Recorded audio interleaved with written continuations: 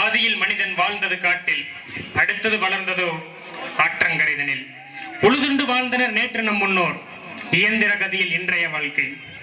ஆம் நண்பர்களே, இந்த இயந்திரத்தனமான வாழ்க்கையிலையும் ஒரு மாலை நேரத்தை ஒதுக்கி நம்மளுடைய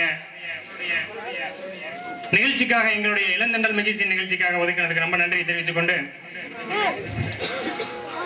சினிமா, கரகாட்டம், கச்சேரி இதெல்லாம் பார்த்திருப்போம். ஆனா இது என்னப்பா மேஜிக் ஷோ?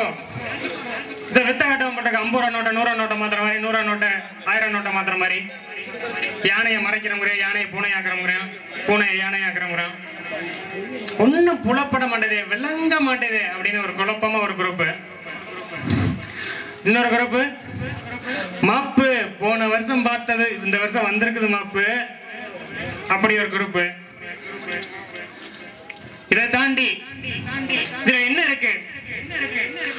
ஐயா, அவரை போட்டா துவர முளைக்கும், துவர போட்டா அவரை முளைக்கும். அப்படி ஒரு தேசத்துல ஒரு ராஜகுமாரி அடியே இல்லாத குடம் எடுத்து கரையே இல்லாத குளத்துக்கு தண்ணிக்கு போனா, அங்க வேறே இல்லாத அருகம்புள்ள, தலையே இல்லாத மாடு மேயறத, கண்ணே இல்லாத குருடம் பார்த்து கையே இல்லாத முடங்கட்ட சொன்னான்.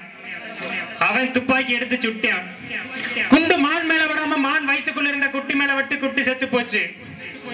குட்டியை எடுத்து அறுத்து சமைச்சு சாப்பிட்டு தோள காலே இல்லாத பந்தல்ல காய போட, அதன் தலையே இல்லாத பருந்து அடிச்சிட்டு போக, அத காலே இல்லாத முட விரட்டிக்கிட்டு போக, அவன் கால குத்துல கண்டங்கத்திரி முள்ளு தலைக்கு மேல வெளியே வர, வைத்தியரை பார்க்க வைத்தியர்கிட்ட போனேன். அவரு சொன்னாரு, ஆள வேறு, அரச வேறு, புங்க வேறு, புருஷ வேறு, 4 பேரையும் கைப்படாம புடுங்கி, அம்பு படாம அரைச்சு, உரளப்படாம இடிச்சு, நாக்குப்படாம நக்குடா, இது முதல் நாள் வைத்தியம். கண்டங்கத்திரி வேற கைப்படாம புடுங்கி புறங்கையால எடுத்து நக்குடா, இது 2ஆம் நாள் வைத்தியம். இப்படி சிறப்பான வைத்தியம் சொன்ன வைத்தியருக்கு ஏதாவது தக்க சன்மானம் கொடுக்கணும்னு சொல்லி ஓட்டச்சாக்குல 9 மூட உடங்கலந்து சக்கரமே இல்லாத வண்டியில பாரமேத்தி நொண்டி வண்டி ஓட்ட, குருட வழிகாட்ட, வண்டி வாட்டுக்கு போய்கிட்டே இருந்துச்சான். ஏதாவது விளங்குச்சா? இல்ல, நீங்க இப்படி கொண்டிருக்கிற பார்த்தா எனக்கு ஒரு மாதிரி தெரியுது.